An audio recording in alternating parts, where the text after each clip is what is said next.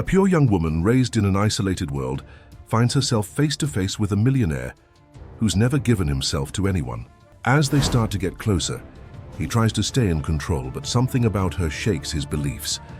If this story caught your attention, don't forget to subscribe to our channel and tell us what city you're watching from. Emma Bennett stared at her reflection in the floor-to-ceiling mirror of her modest Boston apartment. At 19, her life had been a carefully orchestrated symphony of safe choices.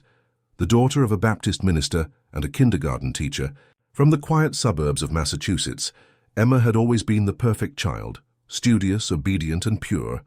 Her father's sermons about virtue and patience had shaped her worldview, creating an invisible barrier between her and the chaotic temptations of modern life. "You can do this," she whispered to herself, smoothing down the simple navy dress she'd chosen for her first day at Richardson Enterprises. The internship had been a miracle, a scholarship program for promising students from modest backgrounds. Emma had applied on a whim, never expecting to be selected from thousands of applicants across the country. Her phone buzzed with a text from her roommate, Olivia. "Good luck today. Remember, chin up, speak clearly, and don't let those corporate sharks smell your fear." Emma smiled, grateful for Olivia's support. They'd met at Northeastern University, where Emma studied business administration on a partial scholarship. Unlike Emma, Olivia came from money and experience, the type of girl who had traveled to Europe multiple times and dated boys from prep schools. She'd taken Emma under her wing, determined to introduce her sheltered friend to the real world. The taxi ride to the gleaming Richardson Tower in downtown Boston felt like crossing into another dimension. The building pierced the sky like a silver needle, its glass windows reflecting the morning sun in blinding flashes. Emma's stomach clenched as she stepped into the marble lobby, her sensible heels clicking against the polished floor. "Emma Bennett for the internship program," she told the receptionist, her voice steadier than she felt. 42nd floor, the woman replied with a practiced smile. "Mr. Harrison will meet you there." The elevator rose smoothly, each floor increasing Emma's anxiety. She hadn't expected to be met by anyone important, certainly not on her first day. The doors opened to reveal a sleek, minimalist reception area where a man in his 30s waited, tablet in hand. "Miss Bennett? I'm David Harrison, head of HR. Welcome to Richardson Enterprises." His handshake was firm, professional. "We have orientation for the other interns on the 38th floor, but Mr. Richardson has requested you assist with a special project. You'll be working directly with his executive team." Emma blinked in surprise. "Mr. Richardson, as in Ethan Richardson?" "Yes. The CEO." David's expression revealed nothing. "Your application essay on sustainable business models caught his attention. It's rare for him to take personal interest in the internship program." Before Emma could process this information, David was leading her through a labyrinth of corridors and secure doors, finally arriving at a conference room where several executives sat around a massive table. "Our final team member has arrived," David announced. 7 faces turned toward Emma, 6 men and 1 woman, all dressed in tailored suits that probably cost more than her entire education. The woman, a striking redhead in her 40s, gave Emma an appraising look that made her feel instantly inadequate. "Miss Bennett," the redhead said, "I'm Victoria Slater, Chief Strategy Officer. Please take a seat. Mr. Richardson will join us momentarily." Emma slid into the only empty chair, acutely aware of her simple dress and drugstore makeup. The executives returned to their conversation about market projections and quarterly earnings, speaking a language of business that made Emma's textbook seem elementary by comparison. The conference room door opened again, and the atmosphere shifted instantly. Every person sat straighter, conversations halted, and all eyes turned toward the entrance. And then she saw him. Ethan Richardson didn't so much enter the room as command it. Tall and imposing in a charcoal suit that emphasized his broad shoulders, he moved with the easy confidence of a man accustomed to control. At 35, he was younger than most billionaire CEOs, which only added to his mystique. His dark hair was perfectly styled, his jawline sharp enough to cut glass, and his eyes, a piercing steel blue, swept across the room with calculated precision. Those eyes landed on Emma, and the world seemed to still. "Miss Bennet," he said, her name somehow sounding different in his deep voice. "Welcome to Richardson Enterprises." Emma managed a nod, finding herself unable to form words under his scrutiny. His gaze lingered for a moment longer than necessary before he turned to address the room. "Let's begin," he commanded, and the meeting launched into action. For the next 2 hours, Emma sat in silent awe as Ethan Richardson dismantled proposals, refined strategies, and made decisions worth millions of dollars with casual authority. He was brilliant, methodical, and utterly ruthless when challenging weak ideas. Yet there was something else beneath his corporate persona, a restlessness perhaps, or a carefully controlled intensity that seemed at odds with his cold efficiency. When the meeting ended, executives filed out with respectful nods toward their leader. Emma gathered her notes, preparing to follow them. "Miss Bennet," Ethan's voice stopped her at the door. "A moment."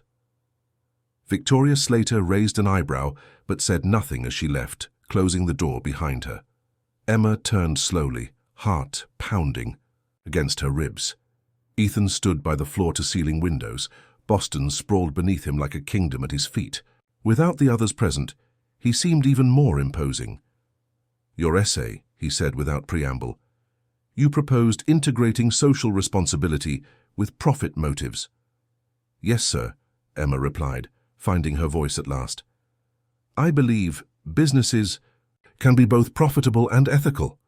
A hint of amusement crossed his features. A lovely sentiment, naive but lovely. Emma felt heat rise to her cheeks. "With respect, Mr. Richardson, I don't think it's naive. Companies with strong ethical foundations consistently outperform." "In controlled academic studies," he interrupted, "the real world operates differently, Miss Bennet." Something about his dismissive tone sparked an unexpected courage in Emma. "Then perhaps the real world needs to change, sir." Silence fell between them. Emma immediately regretted her boldness, certain she'd just ended her internship before it had truly begun. But instead of anger, she saw something flicker across Ethan's face, surprise followed by interest. "Perhaps," he conceded, moving closer, "though change rarely comes from within systems of power." "It can," Emma insisted, "when the right person has the courage to initiate it." Ethan studied her with unnerving intensity. "And you believe I could be this person? I believe anyone with your influence could make a difference if they chose to."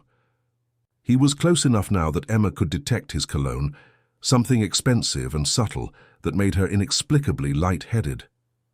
"Interesting," he murmured. "Most people in this building would never dare challenge me." "I wasn't challenging you," Emma said. "I was answering your question." A smile, the first genuine one she'd seen from him, curved his lips. "I want you to work directly with my team on the Western Creek project. It's a development that could benefit from your perspective." "But I'm just an intern," Emma protested. "I don't have experience with real projects." "Experience is overrated. Fresh thinking is rare." He moved to his desk and scribbled something on a business card. "My private number. You'll report directly to me on this project." Emma accepted the card with trembling fingers. "Thank you for the opportunity, Mr. Richardson." "Ethan," he corrected. "When we're working together, call me Ethan." He walked her to the door, opening it with a courtesy that seemed at odds with his earlier coldness. As Emma stepped into the hallway, she felt his hand brush against the small of her back, so lightly it might have been accidental, yet it sent electricity racing up her spine. "I'll see you tomorrow, Emma," he said, her name sounding like a promise on his lips. Later that evening, in her apartment, Emma recounted the day to an incredulous Olivia. "The Ethan Richardson is giving you his private number." Olivia flopped dramatically onto Emma's bed. "Do you have any idea how many women would kill for that kind of access?" "It's professional," Emma insisted, though something in her stomach fluttered at the memory of his touch. "He just wants my input on a project." Olivia rolled her eyes. "Honey, billionaires don't give pretty interns their private numbers for professional reasons." "I'm not pretty," Emma said automatically, a reflex from years of viewing herself as the plain, serious girl. "And he's not interested in me that way. He's just different from what I expected." Different how?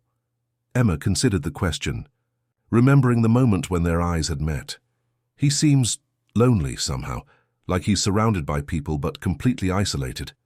Poor little rich boy, Olivia scoffed. Trust me, men like that don't get lonely, they get whatever they want. Emma said nothing, but as she lay in bed that night, sleep eluded her.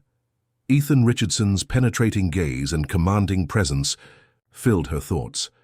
She had entered his world now, a world of power, wealth, and unspoken rules she didn't understand.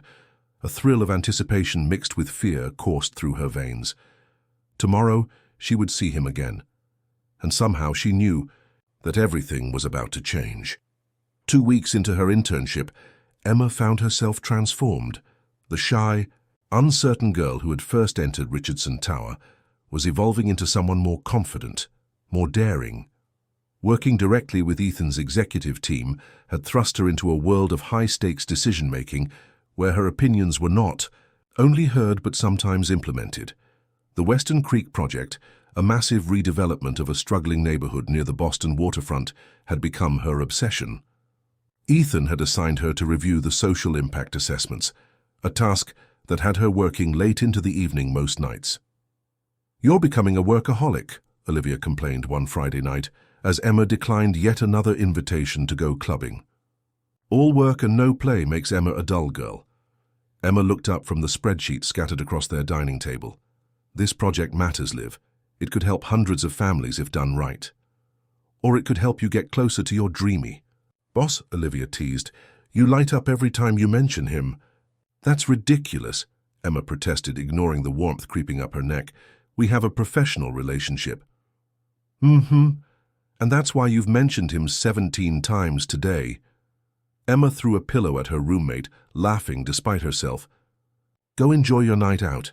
Some of us have responsibilities." After Olivia left, Emma returned to her work, but concentration proved difficult. She couldn't deny that Ethan had begun occupying her thoughts with alarming frequency. Their interactions over the past 2 weeks had been intense, challenging discussions about the project that often turned philosophical, moments where their hands accidentally touched while reviewing documents, his eyes lingering on her when he thought she wasn't looking. Her phone buzzed, displaying a text from Ethan's private number. "Still at the office. Project models need revision. Could use your perspective if you're available." Emma's heart raced. It was nearly 9 on a Friday night. Being alone with Ethan in the empty office seemed dangerous in ways she couldn't articulate. "I can be there in 30 minutes, she replied, before she could overthink it. The Richardson Tower was eerily quiet when Emma arrived. The security guard nodded in recognition. Apparently Ethan had left instructions for her arrival and directed her to the executive elevator. Ethan's office occupied half of the top floor, a sprawling space with panoramic views of Boston's twinkling skyline. She found him standing by the windows, jacket discarded, sleeves rolled up to reveal strong forearms, a glass of amber liquid in his hand. "Emma," he acknowledged, turning to face her. "Thank you for coming." "Of course," she replied, setting down her bag. "What needs revision?" Ethan gestured to the large conference table where digital models of the Western Creek development glowed on tablets. "The community center. The board wants to reduce its size by 40% to make room for more luxury units." Emma frowned, moving to examine the models. "That defeats the entire purpose. The center is supposed to provide affordable childcare, job training, and health services." "Exactly my concern." Ethan moved beside her, close enough that she could feel the heat radiating from his body. "The board sees only profit margins." "And what do you see?" Emma asked, looking up at him. Something flickered in his eyes.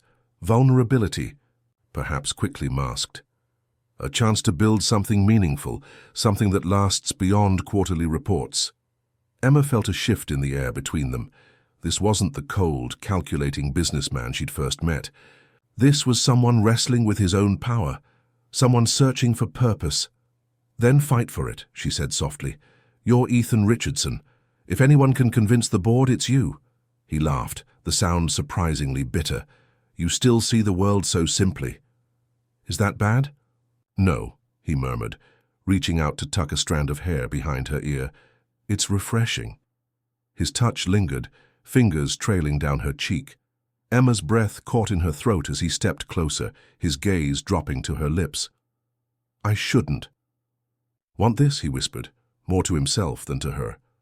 Emma knew she should step back, maintain the professional boundary between them. Instead, she found herself leaning toward him, drawn by an invisible force she couldn't resist. The elevator chime shattered the moment. Ethan stepped away as the doors opened, revealing Victoria Slater. "Ethan, Victoria stopped short, taking in the scene with narrowed eyes. "I didn't realize you had company." "Miss Bennett is helping with the Western Creek revisions," Ethan replied smoothly, his CEO persona sliding back into place. "What do you need, Victoria?" The Singapore investors called. "They're threatening to pull out unless we adjust the terms." Victoria's gaze flicked dismissively to Emma. "Perhaps the intern should leave while we discuss confidential matters." The word intern carried unmistakable disdain. Emma reached for her bag, eager to escape the sudden tension. "Miss Bennett stays," Ethan said firmly. "She's been instrumental in this project." Victoria's perfect. Eyebrows rose slightly, but she said nothing more as she placed her tablet on the conference table and began explaining the situation in Singapore. For the next hour, Emma watched the dynamic between Ethan and Victoria with growing unease. There was history there, a familiarity that spoke of more than a professional relationship. Victoria touched Ethan's arm when making points, stood too close when showing him figures, laughed too warmly at his dry observations. "We'll need to fly out next week," Victoria concluded. "I've already arranged the jet." "I'll have to check my calendar," Ethan replied. "Emma, what meetings do we have scheduled for the Western Creek presentations?" Victoria's smile froze at Ethan's casual inclusion of Emma in his decision-making. "Surely the intern doesn't manage your calendar, Ethan." "Emma is familiar with the project timeline," he responded coolly, "and I value her input." The tension in the room thickened. Emma cleared her throat.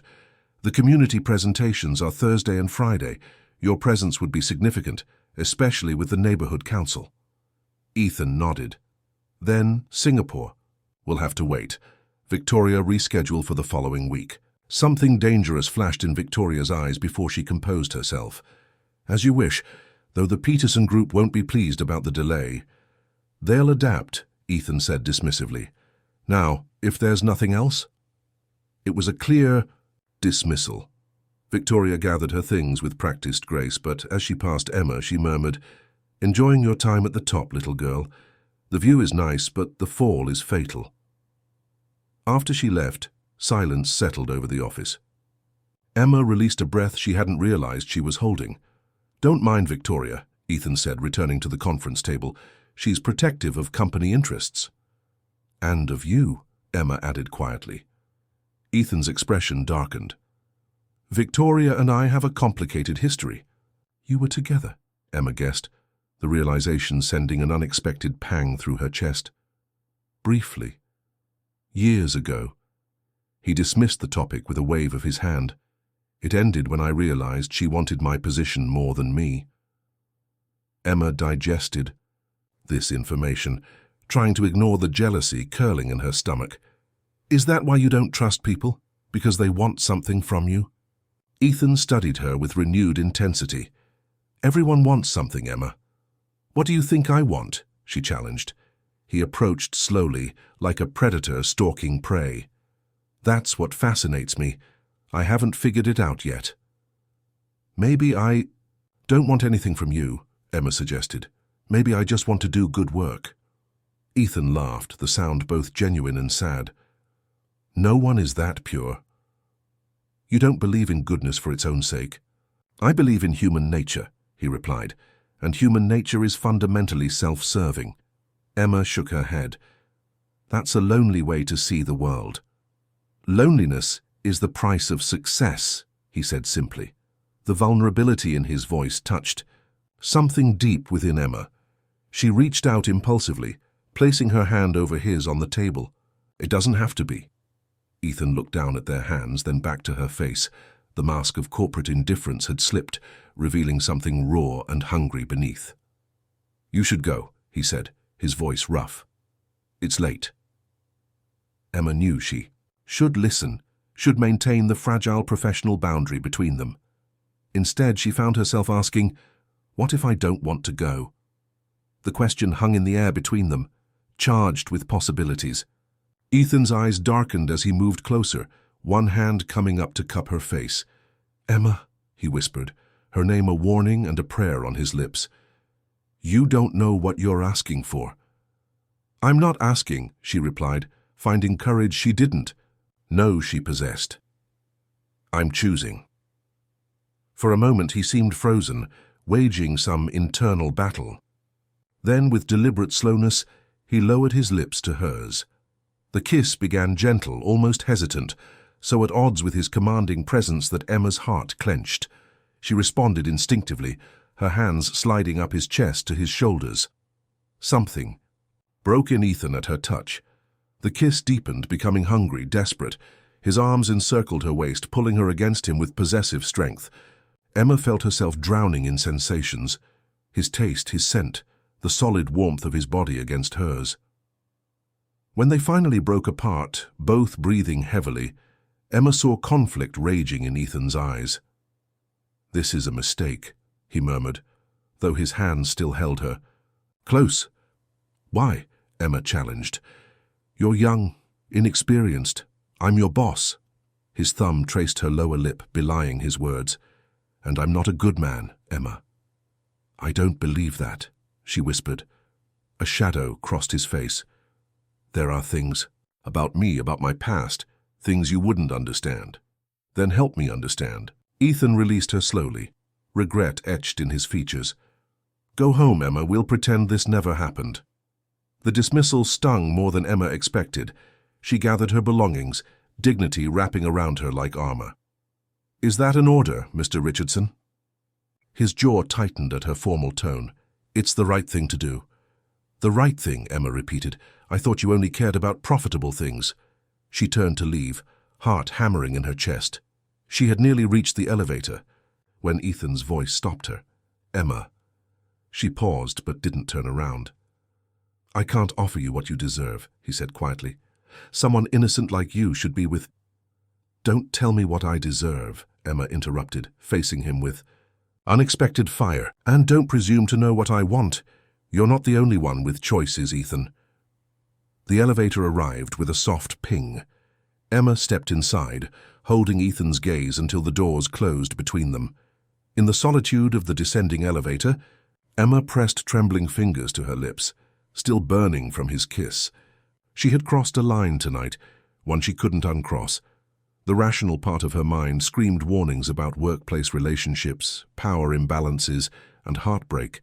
But beneath that, in a place she rarely acknowledged, something wild and wanting had awakened, something that whispered that Ethan Richardson, with all his complexity and darkness, might be worth the risk. The week following their kiss passed in a blur of tension and avoidance. Ethan called an emergency trip to Chicago, leaving Emma to continue work on the Western Creek project under Victoria's cold supervision. The message was clear. Whatever had sparked between them needed to be extinguished. Emma threw herself into her work, determined to prove her value beyond whatever attraction Ethan felt toward her. She expanded the community outreach portion of the project, arranged meetings with neighborhood leaders, and prepared presentations that even Victoria grudgingly approved. You're different, Olivia observed one evening as Emma practiced her presentation in their living room. Stronger somehow. Emma paused, considering her friend's words. I feel different, like I'm finally becoming the person I was meant to be. Does this transformation have anything to do with your mysteriously absent boss? Olivia wiggled her eyebrows suggestively. Emma blushed despite herself. Ethan is just, he challenges me to think bigger. Ethan, is it? Not Mr. Richardson anymore? Olivia flopped onto the couch with a knowing smile. Something happened between you two. Nothing important, Emma lied, the memory of his kiss still burning in her mind. And whatever it was, it's over. He's made that perfectly clear. Olivia studied her friend's face. You've fallen for him, haven't you? Of course not, Emma protested too quickly. That would be completely unprofessional and incredibly naive. Honey, the heart wants what it wants. Professional and naive don't. Enter into it. Before Emma could respond, her phone buzzed with a message that made her stomach drop. Back in Boston. Need to see you. My apartment, 8 p.m. Address attached. E. Olivia, reading over her shoulder, whistled. Well, doesn't sound over to me. It's probably about the project, Emma said, even as her pulse quickened. The community presentation is tomorrow. Sure it is, Olivia grinned. That's why he's inviting you to his apartment instead of his office. Emma bit her lip, staring at the message. She should decline, suggest meeting at the office instead. That would be the sensible choice. What are you going to wear? Olivia asked, already heading for Emma's closet. 2 hours later, Emma stood outside the private elevator that led directly to Ethan's penthouse apartment in one of Boston's most exclusive buildings. She had chosen a simple but elegant burgundy dress that Olivia had purchased for her last birthday, conservative enough for church, sexy enough for sin, as Olivia had described it. The elevator required a security code, which Ethan had provided in his message. Emma hesitated, finger hovering over the keypad. She could still leave, maintain the professional boundary that Ethan himself had tried to establish. Instead, she punched in the code and stepped inside.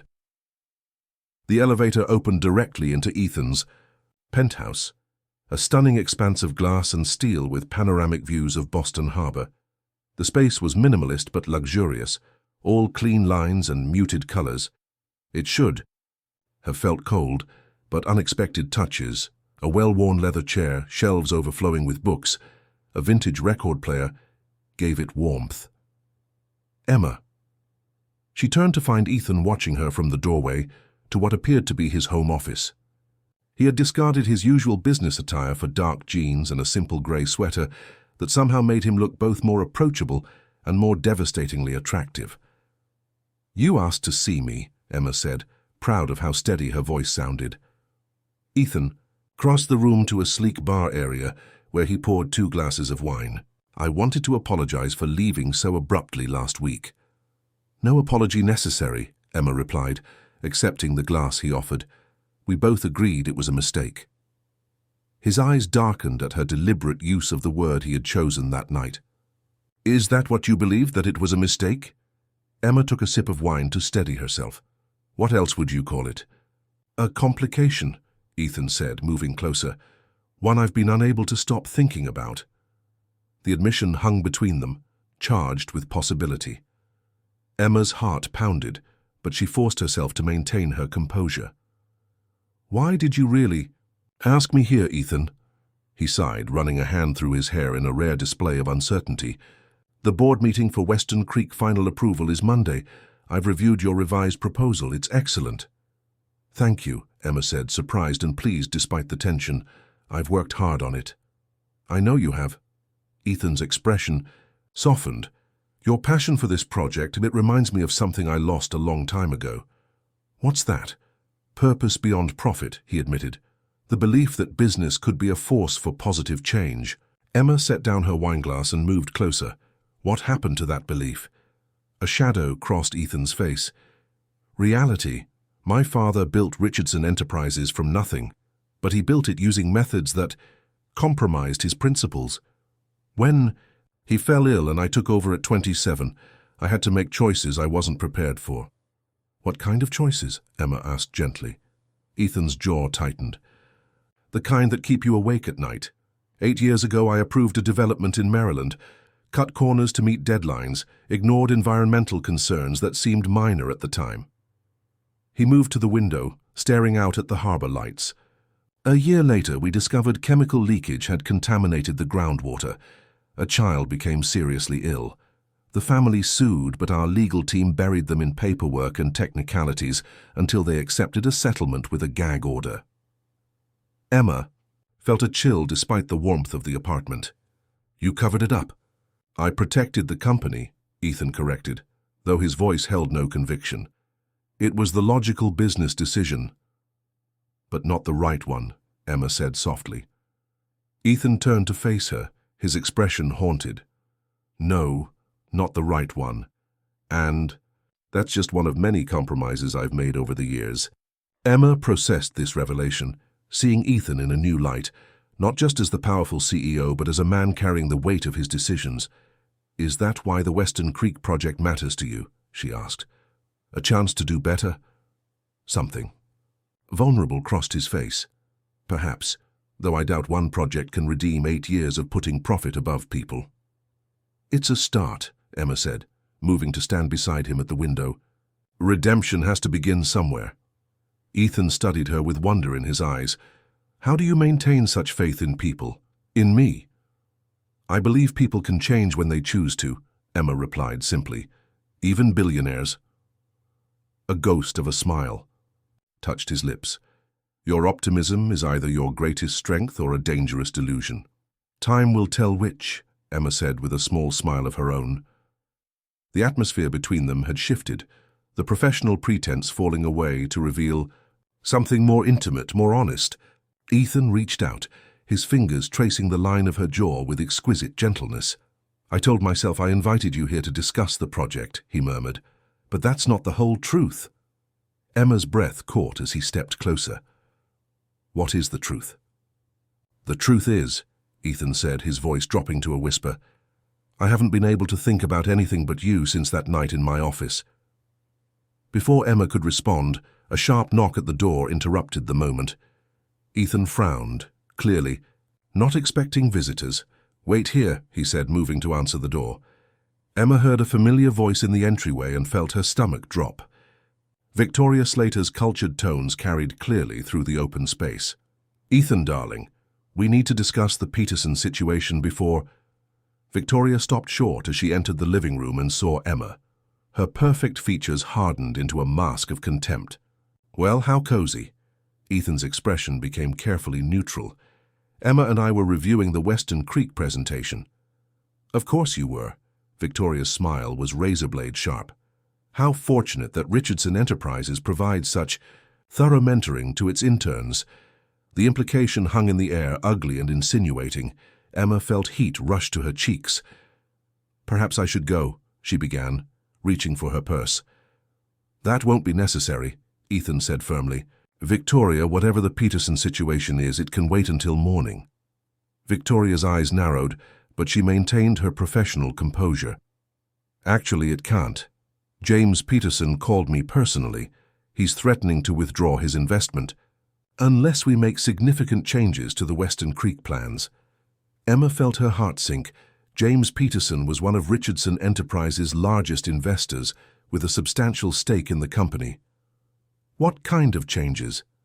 Ethan asked, his voice hardening. He feels the current plan is too charitable. Victoria's eyes flicked dismissively to Emma. The community center, the affordable housing units, the environmental modifications, all cutting into potential profit margins. Those elements are non-negotiable, Emma interjected before she could stop herself. Victoria's perfectly sculpted eyebrow arched in disdain. I wasn't aware interns had decision-making authority at Richardson Enterprises. Emma has been instrumental in this project, Ethan said, his tone warning Victoria to back down. And she's right. Those elements are what make this project worthwhile. Worthwhile won't matter if Peterson pulls his investment, Victoria countered. He's prepared to liquidate his shares if we don't comply. The stock price would plummet. Emma watched the conflict play across Ethan's face, the businessman weighing financial realities against the principles he claimed to want to reclaim. There has to be another solution, Emma said, her mind racing. What if we restructured the financing? Created a separate non-profit entity for the community development aspects, with tax incentives for investors? Victoria laughed coldly. How charmingly naive. This isn't a college project, little girl. This is business. Enough, Victoria, Ethan snapped, his eyes fixed on Emma with new interest. Actually, that approach has merit. We could create a public-private partnership, leverage tax credits, and potentially attract impact investors who value social outcomes. The surprise on Victoria's face would have been satisfying if Emma wasn't so focused on the implications of Peterson's threat. Why? Would Peterson suddenly object? Emma asked. The plans have been available for weeks. Something flickered in Victoria's eyes. Something that raised Emma's suspicions. Peterson has always been primarily concerned with ROI, Victoria replied smoothly. Upon closer review of the financials, he found the social components excessive. Or someone persuaded him they were, Emma suggested quietly, holding Victoria's gaze. Tension crackled in the air between the two women. Ethan looked from one to the other, his expression calculating. Victoria, he said carefully, did you approach Peterson with concerns about the project? Victoria's perfect composure slipped for just a moment. I may have highlighted certain financial realities he hadn't fully considered. As CSO, it's my job to protect the company's interests. No, Ethan's voice was dangerously soft. It's your job to implement the company's strategy, my strategy. Victoria's face flushed. Your strategy has become increasingly sentimental since this girl arrived. Someone needed to be the voice of reason. The voice of reason, Ethan repeated, anger building beneath his controlled exterior. Or the voice of your own ambition. Don't be ridiculous, Victoria hissed. Everything I've done has been for this company. For you. No, Ethan said, the word final and cutting. This was for you. You saw the Western Creek project as my weakness, a departure from business as usual that you could exploit to undermine me with the board and our investors. Victoria's silence was confirmation enough. Emma watched the realization wash over Ethan that his most trusted executive had betrayed him. You should leave, Ethan said coldly to Victoria. We'll discuss your future with the company on Monday. For a moment, Victoria looked genuinely frightened. Then her expression hardened into something dangerous. You're making a mistake, Ethan. All because of this girl. She turned to Emma, her perfect veneer cracking to reveal the rage beneath. Do you think you're special? That you've somehow changed him? I've watched a dozen women try. He'll use you. Until he's bored, then discard you like all the others. That's enough, Ethan growled. Is it? Victoria laughed bitterly. Does she know? About Rebecca? About how you destroyed her when she threatened to expose your precious company's secrets? Emma felt a chill at the name, at the venom in Victoria's voice when she said it. Get out, Ethan ordered, his voice deadly quiet. Now. Victoria gathered her dignity around her like a cloak. At the door she paused for one final barb. When he breaks your heart, little girl, remember I warned you. The door closed behind her with a decisive click, leaving Emma and Ethan in a silence charged with unspoken questions. Who is Rebecca? Emma asked finally. Ethan's expression closed like a steel trap. Someone from the past. It doesn't matter. Now. But it did matter. Emma could see it in the tension of his shoulders, the darkness that had returned to his eyes. Victoria mentioned secrets, she pressed gently. About the company. Victoria was trying to hurt me through you, Ethan said, moving to the bar to pour himself a stronger drink than wine. She's always been skilled at manipulating people's weaknesses. And I'm your weakness? Emma asked, the question slipping out before she could reconsider. Ethan looked at her, really looked at her, with an intensity that made her breath catch. Yes, he admitted finally. You are. The admission hung in the air between them, changing everything. Emma stood motionless, trying to process what Ethan had just confessed. I shouldn't have said that, he murmured, setting down his untouched drink. It's not fair to you. Why not? Emma challenged, finding her voice. Why isn't it fair to tell me the truth?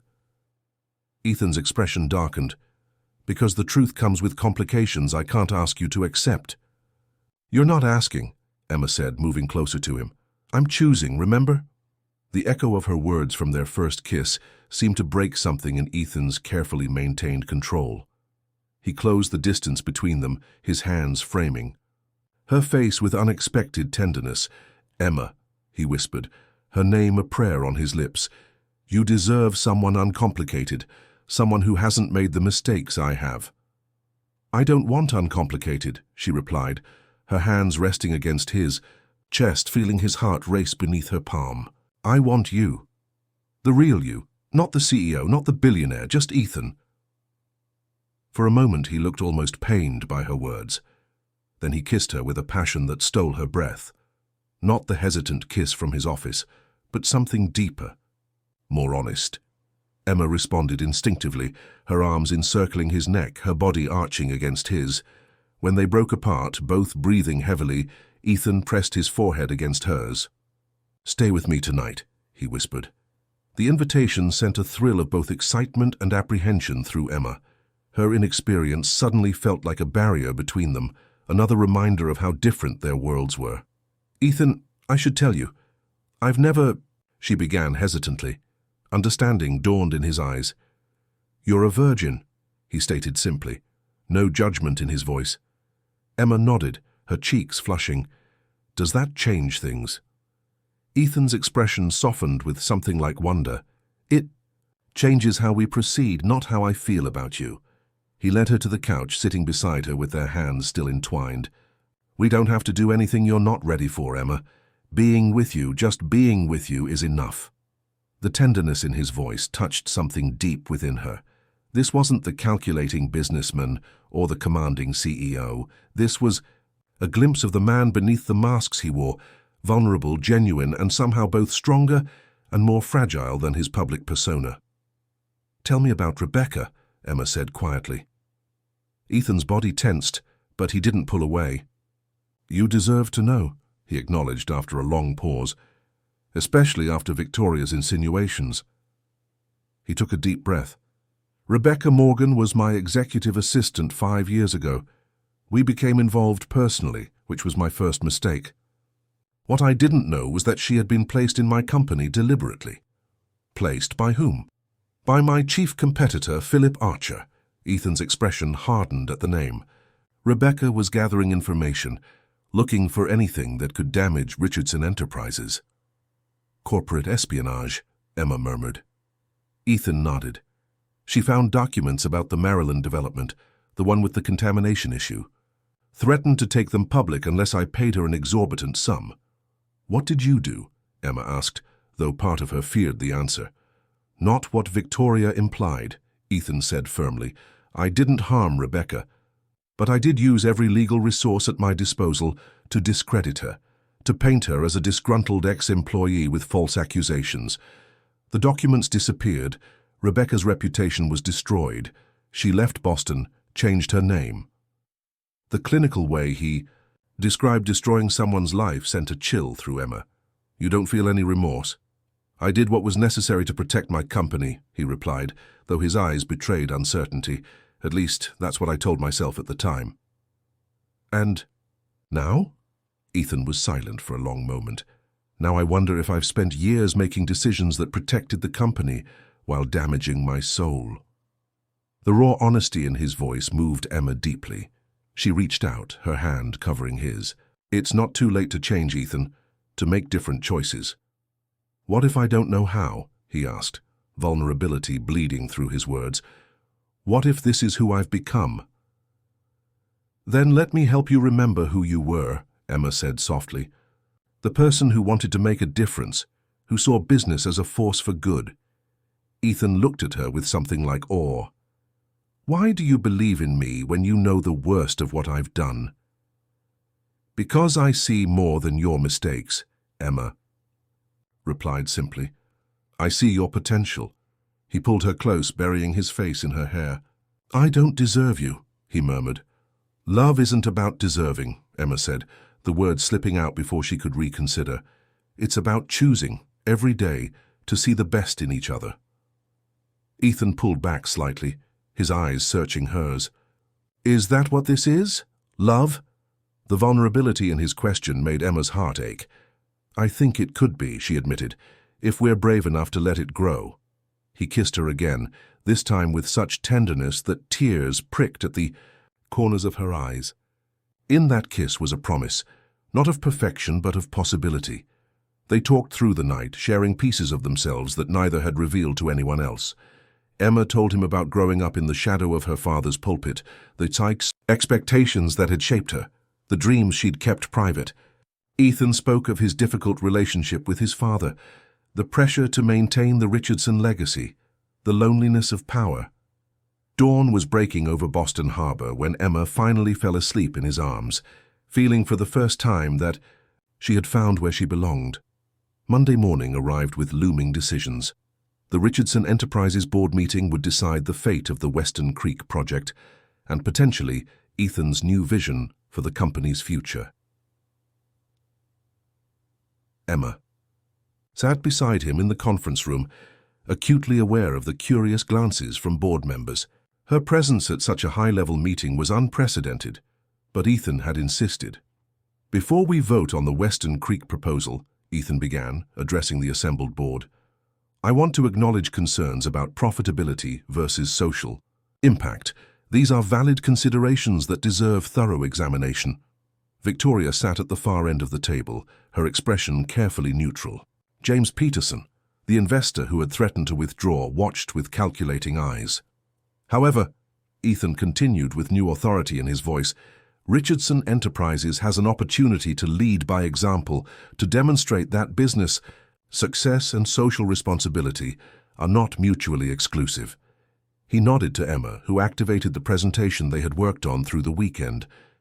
The screen displayed a revised financial model for Western Creek, one that maintained the community elements while restructuring the investment approach. "Miss Bennett has developed an innovative funding structure that actually increases our projected ROI by leveraging impact investment funds, tax incentives, and public-private partnerships," Ethan explained. "This approach maintains our commitment to community development while enhancing our financial position." The numbers spoke for themselves. Board members leaned forward, interest piqued by the unexpected financial upside. Even Peterson looked intrigued. "Furthermore," Ethan added, his voice taking on a personal tone that Emma had never heard in a professional setting, "I believe it's time for Richardson Enterprises to acknowledge past mistakes and commit to a new standard of corporate responsibility." A murmur rippled through the room. Victoria's eyes narrowed dangerously. "5 years ago," Ethan continued, "we failed to address environmental concerns at our Maryland development, resulting in groundwater contamination that harmed local residents. We legally addressed the issue, but we failed morally." The admission stunned the board into silence. Emma felt a surge of pride at Ethan's courage. "I propose establishing a remediation fund for the affected community and implementing industry-leading environmental and social governance standards across all Richardson projects moving forward. Miss Bennett will oversee this initiative as our new Director of Corporate Responsibility." Emma's head snapped up in surprise. They hadn't discussed this part of the plan. Victoria stood, her composure finally breaking. "This is absurd. You're proposing to publicly admit liability and create a position for an inexperienced intern, all because of a personal relationship?" "I'm proposing to do what's right," Ethan countered calmly. "Something this company has often sacrificed in pursuit of what's profitable." "The board won't stand for this," Victoria insisted, looking around for support. To Emma's surprise, Peterson was the first to speak. "Actually, the approach has merit. ESG-focused companies are outperforming traditional models in long-term value creation. Investors are increasingly demanding ethical business practices." One by one, board members voiced cautious support. Victoria watched in disbelief as her opposition crumbled. "This is still a business, not a charity," she tried one last time. "Precisely," Ethan agreed. "Which is why our approach must be both principled and profitable. The revised Western Creek model demonstrates this is possible." The vote that followed was unanimous in favor of the new direction, with one abstention from Victoria, who departed immediately afterward, her future with the company clearly uncertain. As the board members filed out, congratulating Ethan on his vision, he turned to Emma with a smile that transformed his usually serious face. "Director of Corporate Responsibility," she questioned, when they were alone. "You didn't mention that part of the plan." "It was a recent inspiration," he admitted, taking her hands in his. "Say yes, Emma. Help me rebuild this company into something we can both be proud of." Emma hesitated. "Is this because of us? Because if it is—" "It's because you're brilliant," Ethan interrupted, "and because you remind me of the person I wanted to be before I lost my way. Our personal relationship is separate from your professional value." People will talk, Emma pointed out. They'll say I slept my way to the top. Let them talk, Ethan replied with surprising gentleness. We know the truth, and in time, your work will speak for itself. The confidence in his voice, not the arrogant certainty of the billionaire CEO, but genuine belief in her abilities, touched Emma deeply. What about the internship program? I still have 2 months left. Ethan's smile turned mischievous. Consider yourself graduated early with honors. In that case, Emma said, matching his smile, I accept your offer, Mr. Richardson. Good, he murmured, pulling her close, because I have another offer for you that has nothing to do with business. Oh, Emma raised an eyebrow. And what might that be? Dinner tonight, Ethan said, at a restaurant where everyone can see us together. No more hiding, no more pretending. Just us, beginning something real. The significance of the invitation wasn't lost on Emma. For a man who had lived his life in careful compartments, publicly acknowledging their relationship was a profound step. Are you sure? She asked. Once we're seen together, the gossip... I'm done living for others' expectations, Ethan interrupted, his eyes holding hers with intense certainty. For the first time in years, I know what I want, Emma. Who I want. The question is, do you? Emma thought of the shy, sheltered girl who had first entered Richardson Tower just weeks ago, so uncertain, so limited in her understanding of the world and herself. That girl was gone, transformed by her experiences and the man before her. I want you, she said simply. The good and the bad, the past and the future. All of you, Ethan. His kiss sealed the promise between them, not the first step in their journey, but perhaps the most important one. A choice to face the world together, imperfect but united. 6 months later, Emma stood on the construction site of Western Creek, watching as the community center's framework took shape against the Boston skyline. As director of corporate responsibility, she had overseen every aspect of the project's development, ensuring it remained true to its social mission while meeting its financial targets. Impressive, isn't it? Ethan's voice came from behind her as he approached, dressed casually for their weekend visit to the site. More than I imagined, Emma admitted, leaning back against him as his arms encircled her waist. The childcare center will open next month. The job training programs are already oversubscribed. All because you refused to compromise, Ethan said, pride evident in his voice. You've transformed this company, Emma, and me along with it. She turned in his arms, studying the face that had become so dear to her. The cold, calculating businessman still emerged in challenging negotiations, but more often now she saw the man beneath, thoughtful, passionate, and increasingly guided by principles rather than just profit. Their relationship hadn't been without challenges. The business press had speculated endlessly about the young woman who had seemingly captured Ethan Richardson's heart. Former executives like Victoria had spread rumors about Emma's qualifications and character. But with each successful project, each ethical stand that improved, rather than harmed the company's position, the criticism had faded. Emma had proven herself not just as Ethan's partner, but as a formidable business leader in her own right. We've transformed each other, Emma corrected gently. I was so sheltered, so afraid of the world. You helped me find my strength.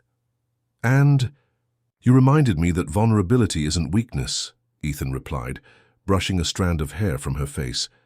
That true power comes from having the courage to do what's right, not just what's easy. As the sun began to set over the construction site, a physical manifestation of their shared vision, Ethan took Emma's hand and led her to a quiet corner overlooking the harbor. I have something for you, he said, uncharacteristic nervousness in his voice. From his pocket he produced not a ring box as Emma had half expected, but a small key. What's this? She asked, taking it curiously. The key to a house in Maryland, Ethan explained, in the community we harmed years ago. Emma looked up at him in surprise. I've established a permanent foundation for environmental remediation and community development there, he continued, and I've scheduled meetings with Rebecca Morgan next week to offer a formal apology and compensation for how we treated her. Tears sprang to Emma's eyes at the significance of this gesture. Ethan confronting his past mistakes, not just with words, but with meaningful action. "You did this without telling me?" she asked softly.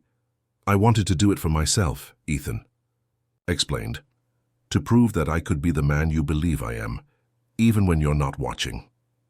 Emma reached up to touch his face, seeing in his eyes the journey they had traveled together, from the cold CEO and the innocent intern to partners who had found strength in their vulnerabilities and courage in their love. "I'm so proud of you," she whispered, "of us." As Ethan drew her close beneath the darkening sky, Emma reflected on how drastically her life had changed in just a few months. She had entered Ethan's world expecting to learn about business, never imagining she would discover so much about herself, her strength, her values, her capacity for transformative love.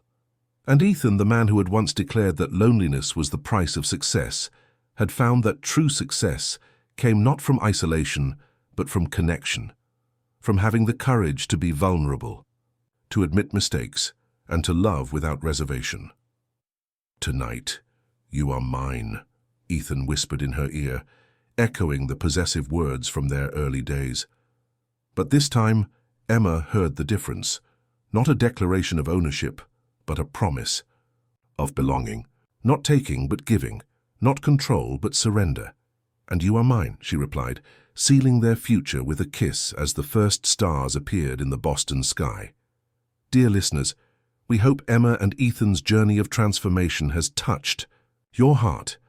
Their story reminds us that true power comes not from control, but from having the courage to be vulnerable with those we love. To continue this emotional journey, we've prepared a special playlist with equally captivating stories. Find it by clicking on the link to your left. If you enjoyed this story, don't forget to subscribe to our channel and give this video a thumbs up. Every day, we bring unique stories that explore life's complexities and the power of love to change.